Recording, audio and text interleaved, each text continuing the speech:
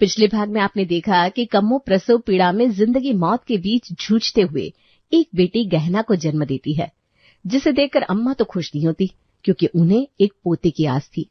अम्मा की बहन रामरती आकर कम्मो के चरित्र पर उंगली उठाती है, जिससे कम्मो के जख्म हरे हो जाते हैं क्योंकि विष्णु की अनुपस्थिति में एक बार मासी के बेटे धीरज ने उसके साथ गलत करने की कोशिश की थी और जब कम्मो ने इनकार किया तो उसके ही चरित्र पर उंगली उठा दी थी। बरसों बीतने के बाद अब अम्मा को दूसरे बच्चे का इंतजार है, लेकिन कम्मो की पहली प्रेगनेंसी देखकर विष्णु दूसरा बच्चा नहीं चाहता है। अम्मा किसी तरह विष्णु को एक बेटे के लिए मना लेती है। अब आगे साल भर बीत गया था, लेकिन कम्मो ने कोई खुशखबरी नहीं सुनाई थी। इसलिए अगले दिन कम्मो विष्णु के साथ दाई माँ को मिलने जाती है। कम्मो तो पूरी तरह स्वस्थ है, कोई कमी तो ना लगती, बाकी तो ऊपर वाले के हाथ है।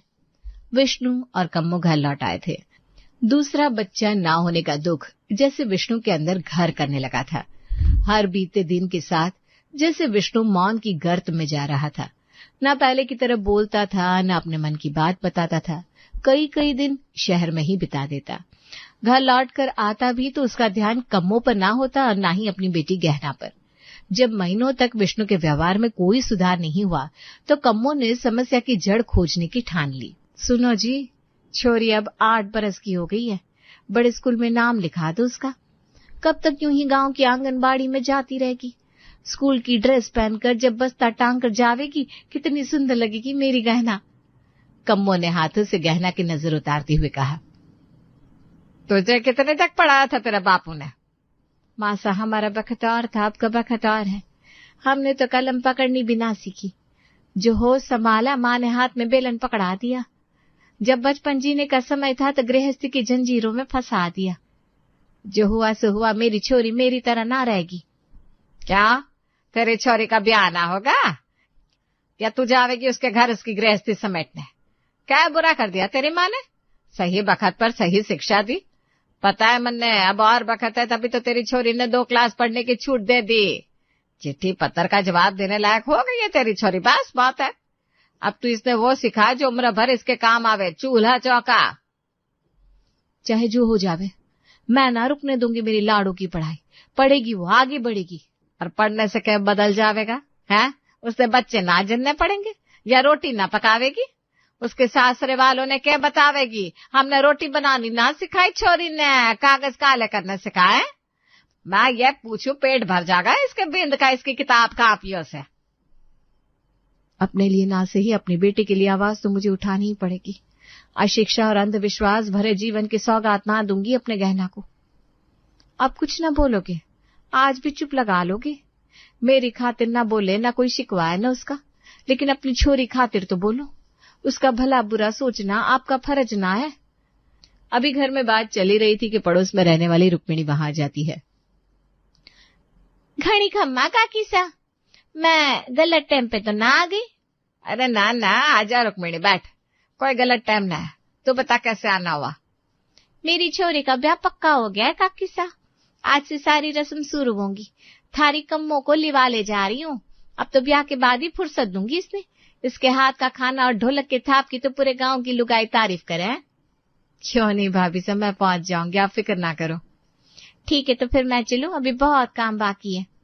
रुक्मिणी भाभी चली गई थी और इसके साथ ही घर में हो रही तनातनी पर भी विराम लगा गई थी। लेकिन कम्मो अब पीछे हटने वाली नहीं थी। भाभी सा के यहाँ जाने की तैयारी करते हुए उसने सोच लिया था कि आगे क्या करना है। 12 बरस की छोटी सी रीत आंगन में पीले कपड़े पहने बैठी थी और उसकी माँ रुक्मिणी, दादी और गांव भर की लुगाइयां उसकी नजर उतार उतार कर बलाएं ले रही थी।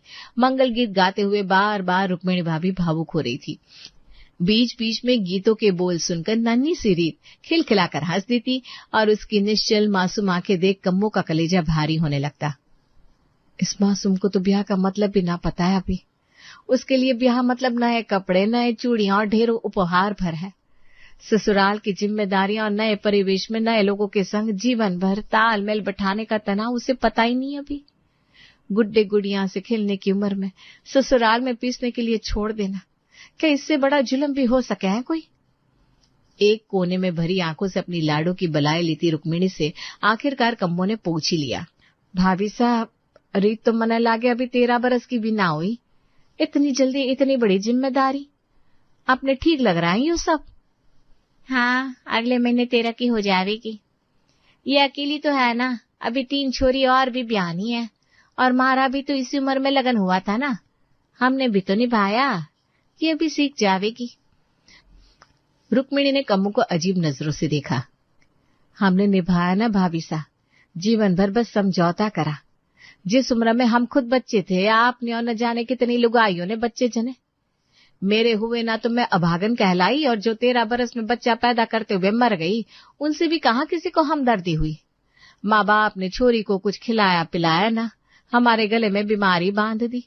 यही सुनने को मिला ना, और साल होते होते अपने छोरों को दूसरी बिंदनी से ब्याह लाए। क्या यही है छोरी होने का मतलब? जीवन भर सास की गालियां सुनो और हर साल एक बच्चा जनते रहो। जो बेटा हो जाए तो खुद को महारानी समझ लो, ना तो जख्म भूलने से पहले अगले बालक की तैयारी करो। कम्मो की आवाज तेज होती जा रही थी। कुनबे की औरतें धीरे धीरे उसके पास जमा होने लग गई थी। तू ब्याह न करेगी क्या अपनी छोरी का? जीवन भर अपने घर बैठा कर रखेगी? छोरियों की यही नियति है।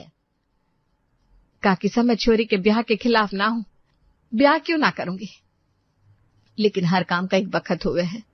यो 12-13 बरस की छोरियां के घर चलावेंगे, और इनके देह में अभी ताकत ही कितनी है कि ब्याह के 6 महीने बाद से ही इनसे पोते पोतियों की आस लगाई जाए।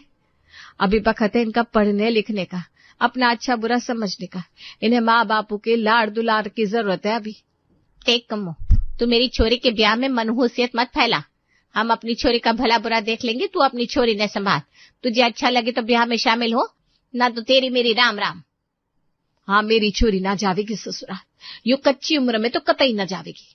तुम लोग डरती रहो अपने अपने भरतार से और उसकी माँ से, अब मैं ना डरूंगी, जो बन सकेगा करूंगी अपनी लाड़ों के लिए, कहकर कम्मो रुक्मिणी के घर से निकल आई। पीछे से गांव भर में खुसुर पुसुर चालू हो गई थी, लेकिन दबी जुबान में ही सही गांव की कई औरतें उसकी बात से सहमत जरूर हो रही थी। कम्मो ने तो गांव में सबके सामने कह दिया था कि वो अपनी गहना का बाल विवाह ना होने देगी, बल्कि उसे पढ़ाएगी लिखाएगी और काबिल बनाएगी। लेकिन ये सब कर पाना कोई सरल तो था नहीं। उसका इकलौता सहारा विष्णु तो आजकल उससे बात तक नहीं करता था। कमरे में आए भी उसे महीनों गुजर गए थे। अब चाहे कोई साथ दे या ना दे, लेकिन अपनी बेटी के जीवन को स्वाहाता ना होने दूंगी। मासा के लिए तो मैं उसी दिन मर गई थी जिस दिन मैंने छोरी जनी, तो अब अगर अपनी बच्ची के लिए जान भी देनी पड़े तो पीछे ना हटूंगी। रुक्मिणी की यहाँ हुई घटना पूरे गांव में आग की तरह फैल गई थी। गांव में तरह तरह की बातें हो रही थी। इसी बीच कम्मो को याद आया, आज तो रीत की विदाई है। शादी में तो वो शामिल ना हुई, लेकिन विदा होती रीत को देखने से वो खुद को ना रोक सकी। कम्मो जाकर अपने दरवाजे पर खड़ी होगी। सामने गांव की औरतों का हुजूम उमड़ा हुआ था। लाल जोड़े में किसी गुड़िया की तरह सजी रीत अपनी माँ के गले लगकर चीख चीख कर रो रही थी। मैंने ना जाना माँ, मैं तुझे छोड़कर कहीं न जाऊंगी। तू कहेगी तो घर के काम भी कराऊंगी, अपने सहेलियों के साथ गुड़िया से विदा खेलूंगी। ये सारे कपड़े जेवर मुझे कुछ ना चाहिए, मुझे अपने पास रख ले माँ, मैं ना जाऊंगी तुझे छोड़कर। बापू सा, मैं मेला घूमने की भी जिद ना करूंगी, बापू मुझे मत भेजो। रीत की चीखें सुनकर कम्मो का दिल कांप उठा था। रीत की चीखों के बीच अपने ब्याह के दृश्य एक के बाद एक कम्मो की नजर के सामने तैरने लगे। हूबहू यही तो हुआ था उसके साथ भी। उसकी माँ उसे गले लगाकर खुल के रोई भी ना थी। दादी सा को ये चोंचले पसंद जो ना थे। बिलखती कम्मो को माँ बस सासरे वालों को खुश रखने की हिदायत दे रही थी। चाहे जो हो जाए छोरी, अब यो घर से तेरा नाता खत्म और वो घर ही तेरा सब कुछ। बापू से जिस पगड़ी को गर्व से पहनते थे, जिसे कम्मो रोज दौड़कर उनके सर पर लगाती थी, उसकी विदाई के बखत उसके पैरों में रखती थी बापू ने। बिटिया, अपने बापू सा की इज्जत लिए जा रही है। अगर कोई ऊंच नीच हो गई तो समझ लियो तेरे बापू की पगड़ी उतर गई। रोती बिलखती कम्मो ने उठाकर पगड़ी बापूसा के सर पर रख दी थी और उस रोज जी भर के रोई थी बापू के गले लगकर। बापू, मैं आपकी पगड़ी कभी ना गिरने दूंगी, ना गिरने दूंगी। आज के दिन सोच कर ही कम्मो की आंखों में आंसू लुढ़क आए। अब ये विदाई देख पाना उसके लिए संभव ना था। आंचल से आंसू पोंछती वो अपने आंगन में आ गई। रीत चली गई थी। ब्याह के 2 दिन बाद रुक्मिणी मासा के पास कम्मो की शिकायत लेकर पहुंच गई। आपने ना आना था तो मत आती काकी सा। मेरी छोरी के ब्याह में तमाशा करने अपनी बिंदनी ने क्यों भेजा? 4 रिश्तेदारों के आगे थू थू करवा के क्या मिल गया थारी कम्मो ने? क्या बात कर रही है रुक्मिणी, हुआ क्या? रुक्मिणी ने सारी बातें सविस्तार अम्मा के कानों में डाल दी। अम्मा का पारा 7वें आसमान पर चढ़ गया था। रुक्मिणी के जाते ही मासा ने कम्मो को बुलाया। क्या तमाशा करके आई रहे तू रीत के ब्याह में? मैंने कोई गलत बात ना की है मासा। 13-14 बरस की छोरियों का ब्याह करना कौन सा समझदारी का काम है? बहुत जुबान चलाने लगी है बिंदनी तू। यही सीख के आई है अपनी माँ से। ब्याह तो तेरी छोरी का भी होगा, तू रोक लेगी क्या? अरे एक छोरी के पैदा कर दी बावली हुई जा रही है। तेरी छोरी से सारी जिंदगी छाती पे मूंग ना दिलवाऊंगी मैं। कोई स्कूल विस्कूल ना जाएगी गहना। जहां 12-13 बरस की हुई हाथ पीले करके पिंड छुड़ाऊंगी इस मनहूस से। मेरी छोरी ने ऐसा क्या बिगाड़ दिया आपको मासा जो इतना जहर पर रखा है आपने अपने मन में? और स्कूल तो जावेगी कहना, और आज ही जावेगी। घना इंतजार कर लिया मैंने। हमेशा यही सोचा कि आज नहीं तो कल आप लोगों की सोच बदलेगी छोरी के लिए। लेकिन सच तो यह है कि मरे बिना स्वर्ग कौन ही मिलता। अब मैं खुद जाऊंगी और गहना का दाखिला कराऊंगी। कम्मो ने गहना का हाथ पकड़ा और घर से बाहर निकल गई। 2 घंटे बाद कम्मो जब गहना का दाखिला कराकर लौटी तो देखा मासा पूरी तैयारी कर चुकी है। आंगन में ही मासा तैयारियां चढ़ाए खड़ी थी और वहीं पास में विष्णु भी माथे पर लकीरें खींचे, मुट्ठियां भींचे मूढ़े पर बैठा था। आज कोई न कोई बखेड़ा होना तो निश्चित था, क्योंकि विष्णु आमतौर पर कम्मो और मासा के बीच नहीं आता था। आज उसके जाने के बाद न जाने मासा ने क्या कहा, जो उसे भी इस तमाशे में शामिल कर लिया गया था। आ गई छोरी ने कलेक्टर नहीं बना के। देख ले विष्णु, यही दिन देखने को तेरा लगन कराया था ना कि मेरे मुंह पर तमाचा जड़ के यो अपने फैसले खुद लेने लगे। इतनी हिम्मत बढ़ा रखी है तूने, तभी तो कैंची की तरह जुबान चलती है इसकी। ना तो इसके जैसे के पर कतने खूब जानू मैं। मासा विष्णु को उकसा रही थी। कहाँ गई थी तू? गहना का दाखिला कराने गई थी। कोई पाप तो ना करा मैंने? आपसे कहते कहते साल बीत गया, आप तो जैसे सुनते ही ना हो। छोरी तो मेरी भी है, इसलिए आज मैं ही कराई इसका दाखिला। तूने मासा से पूछा था जाने से पहले? आप ही बताओ, मासा हम ही भरती? ना भरती तो ना ही सही। जो मासा ने कह दिया तो कह दिया। कोई जरूरत ना है छोरियों को स्कूल में पढ़ाने की। जैसे गांव की और छोरियों का चल रहा है इसका भी चल जाएगा। तू ज्यादा क्यों बतंगड़ बना रही है बात का? और मेरे से पूछने की जरूरत कौन ही समझी तूने? आपकी ही छोरी है कहना, आपकी औलाद है, ऐसे कैसे कह सको जी आप तो ऐसे कौन ही थे? ये आपके शब्द नहीं हो सकते। अब ये रोने का नाटक बंद करो और माफी मांग मासा से। जब मैंने कोई गलती ही ना करी तो माफी किस बात की मांगू? कम्मो! विष्णु ने हाथ उठाया और कम्मो के चेहरे तक जाकर रोक लिया। बहुत देर से अंदर कमरे से चीखने चिल्लाने की आवाजें सुनती गहना अचानक दौड़ कर आई और विष्णु के पैरों से लिपट गई। बापू पढ़ने दो ना मन्ने, मैं भी सरपंच काका की छोरी के साथ रोज बस्ता टांग के स्कूल जाऊंगी। मत मारो, माँ ने उसकी कोई गलती ना है। दादी से सुबह से माँ को डांट रही है। माँ कब से रो रही है, बापू छोड़ दो माँ को। रोते रोते गहना सिसकियां लेने लगी। विष्णु के भीतर का बाप 2 पल के लिए पिघल गया।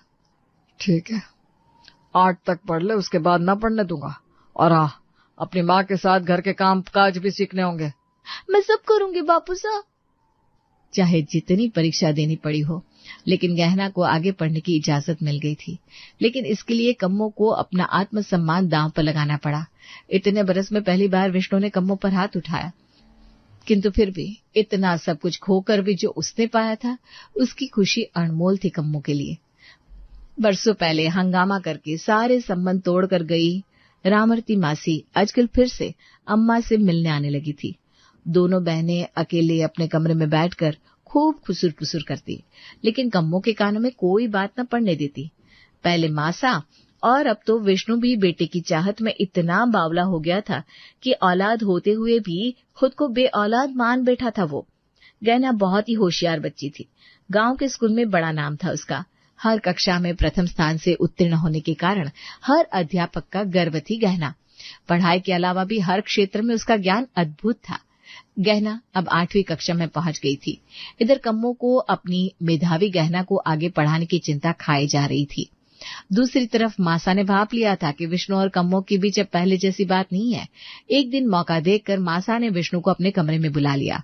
देख छोरा, आधी उम्र बिता दी तूने इस कम्मो से बेटे की आस में, अब और देर करने से कुछ हाथ ना लगेगा।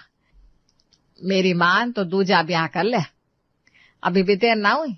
मैं लाऊंगी तेरे लिए बिल्कुल सुंदर हट्टी कट्टी स्वस्थ सी छोरी, जो आते ही साल भर भीतर तेरी गोद में तेरा वारिस डाल देगी। सब सही हो जाएगा, तो बस हाँ कह दे एक बार। यो ना हो सके मासा, कम्मो। अरे तू बात ना कर उस्मान होश की, जिस दिन से ब्याह के आई है इस घर में जैसे 7.5 का वास हो गया। मैं कौन सा उसे घर से निकालने को बोल रही हूँ। अरे रहेगी यहीं एक कोने में दोनों माँ बेटी भी। इतने पत्थर दिन ना है तेरी मासा। लेकिन अपने कुल दीपक की भी तो मन ने सोचनी पड़ेगी, इसमें कोई गलत बात ना है छोरा। यो रिवाज तो सैकड़ों वर्षों से चला आ रहा है। वो रुक्मिणी की छोरी रीत, वो भी तो दूजे से ब्याही है। पहली बिंदनी के बालक ना हुए थे तो इनकी रीत को मुंह से मां कर ले गए। अरे सोने से तोल कर ले गए छोरी ने। बस यूं समझ ले राज रजेगी राज। अभी 1-2 साल भीतर ही बालक हो लेगा, फिर तो जिसका छोरा पति भी उसका, घर की चाबी भी उसी की। मैं भी नई बिंदनी को सोने चांदी में तोल दूंगी, बस कहने की देर है। 1 ना 10 छोरियां के बापू सवेरे यहीं खड़े मिलेंगे, बस तू हाँ बोल दे छोरा। ये संभव ही ना है मासा, आगे से ऐसी कोई बात ना करना, मेरे से विनती करूंगा आपसे। विष्णु उठकर चला गया, लेकिन चाय देने आई कम्मो ने सारी बातें सुन ली थी। उसके मन को गहरा सदमा लगा। इतने बरस तक खूंटे से बंधी गाय की तरह बस मासा के हर हुक्म पर गर्दन हिलाई थी उसने। कभी एक अक्षर ना कहा। बांझ, निर्वंशी, सूखी बेल, न जाने क्या कुछ नहीं कहा मासा के मुंह ने, लेकिन कभी पलटकर सवाल जवाब ना किया। बस अपने भाग्य को कोसती रही। हमेशा यही सोचा कि मासा बस ऊपर से कठोर है, लेकिन उनके भीतर भी माँ की तरह कोमल हृदय है। जुबान से थोड़ी कड़वी जरूर है, लेकिन मन से उसका बुरा नहीं सोच सकती कभी। कितनी गलत थी वो। मासा के लिए वो बस एक वारिस पैदा करने का माध्यम थी, जो ना कर सकी तो अब उसकी जरूरत खत्म। उसी रात कर क्यों ना लेते दूजा ब्याह। आखिर आप भी तो यही चाहो कि एक छोरा हो जाए। मेरी और मेरी छोरी की फिक्र करनी तो आपने सालों पहले ही छोड़ दी थी, तो अब कौन सी बात है जो आपको रोक रही है ब्याह करने से। मेरी फिक्र करने का ढोंग तो आप छोड़ ही दो आप। अरे जिस माँ ने पैदा किया, जब उसने ही आपके खूंटे से बांधकर फिर खोज खबर ना ली, तो आपसे क्या ही गिला शिकवा करूंगी मैं। जब जन्म के रिश्ते मुझे भूल गए, आपसे तो मेरा धर्म का रिश्ता है। जो मानो तो सब कुछ, ना मानो तो कुछ भी नहीं। चिट्ठी आई है, छोटे भाई का ब्याह है। मैं अपने मायके जा रही हूँ। आप यहाँ अकेले हो अपनी माँ के साथ। जो जी में आवे सो फैसला लेना। अगले दिन चाहे मन में मेरे लिए जगह ना बची हो, लेकिन मायके में इज्जत रखने को शादी के दिन पहुंच जाना। कम्मो गहना को साथ लेकर मायके निकल गई। कितने सालों बाद मायके का आंगन देखा था कम्मो ने। अपना घर आंगन देख भावुक हो चली थी वो। कभी यही घर उसका बसेरा था। कितनी खुशी खुशी उसने अपने बचपन के दिन यहाँ बिताए थे। कम्मो को गहरी सोच में डूबा देख माँ ने आवाज लगाई। अरे कम्मो देख तो कैसा है ये लहंगा, तेरी भाभी सा के लिए लाई हूँ। माँ ये तो बिल्कुल सादा सा है, तू चिंता ना कर। मैं इस पर अपने हाथ से बेल बूटे काट दूंगी, फिर देखना इसकी रौनक। अगले ही दिन से कम्मो लहंगे पर कढ़ाई करने लगी। कम्मो के गुणों की तारीफ करते करते गांव की महिलाएं थक नहीं रही थी। क्या विष्णु गहना के मायके शादी में आएगा, या माँ की बात मानकर दूसरा ब्याह कर लेगा? क्या होगा कहानी में अगला मोड़ जानने के लिए देखते रहिए बालिका वधू।